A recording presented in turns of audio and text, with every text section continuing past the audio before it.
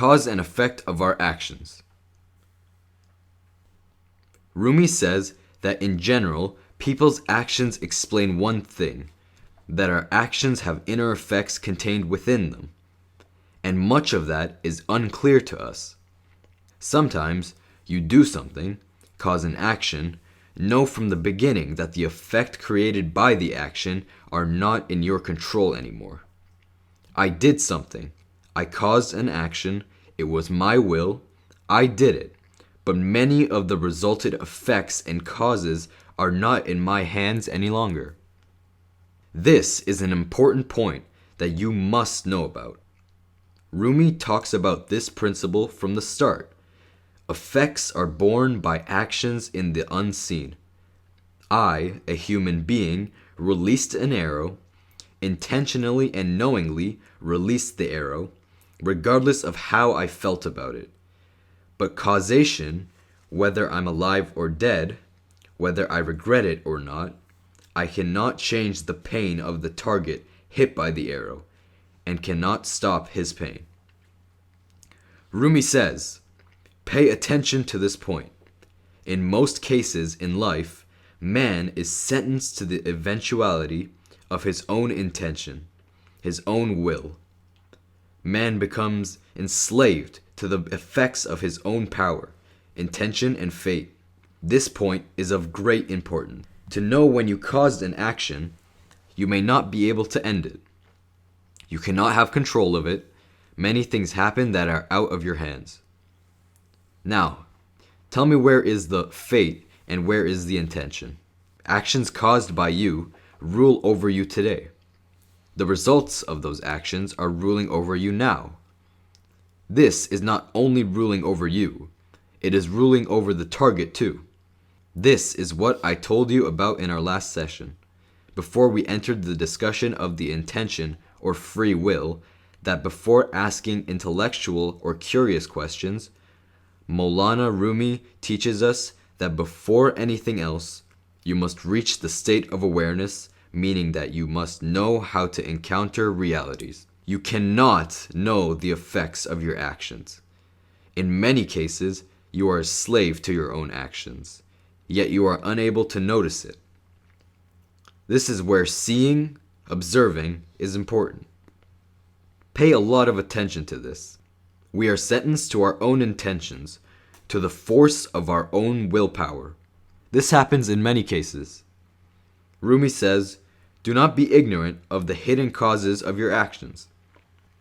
I told you about a point in the last session that the subject that what Rumi emphasizes as his most important is not to get lost in the concept of part and whole, meaning I am the part and the whole is the world I have created. I create my own world. I don't mean the physical world. My world is one I created. I get confused many times in relations to myself and the world I have created. I am unaware of the effects of my actions and their hidden influences. This is where you see how important it is for us to be honest with ourselves.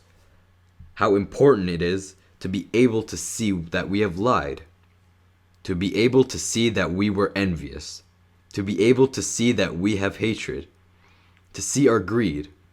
My friends, I have said this many times. Human societies, all of them, consider themselves as being ethical entities. You cannot find a society that is anti-ethics.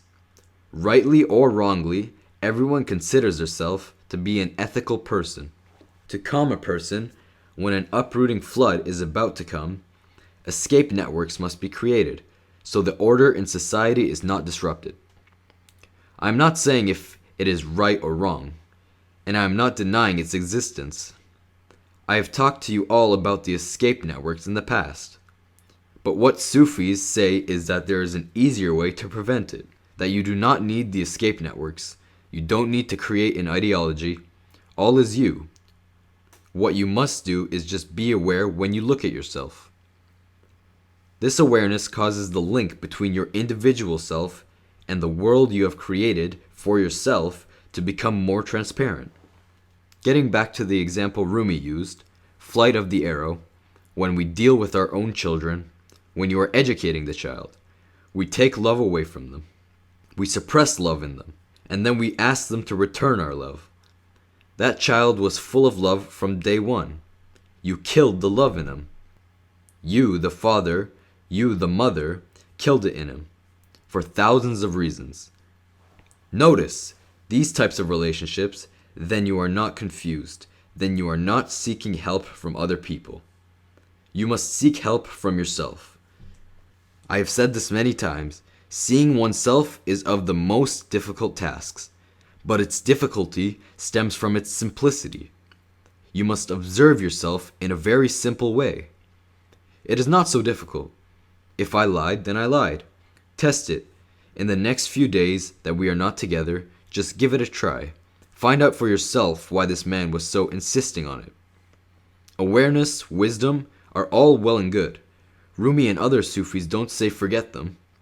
What they have problems with is that the ignorance is portraying itself as wisdom. Rumi said this: everything goes back to you. Don't say God created everything, that he wished it to be. You are one of the doer of things. And in places, you get so confused in the effects of your own actions that you end up in creating God, creating religion, and by that you create illusion. You can overcome your issues in a much simpler way, by the method that I, Rumi, am providing to you.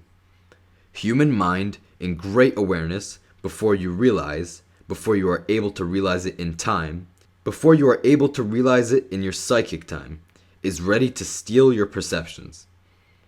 When it came to the mouth, be aware that it moved towards your thought. The mind robbed it on the way. This is what it means when Rumi says, "You put your arrow in the bow against me," in anger.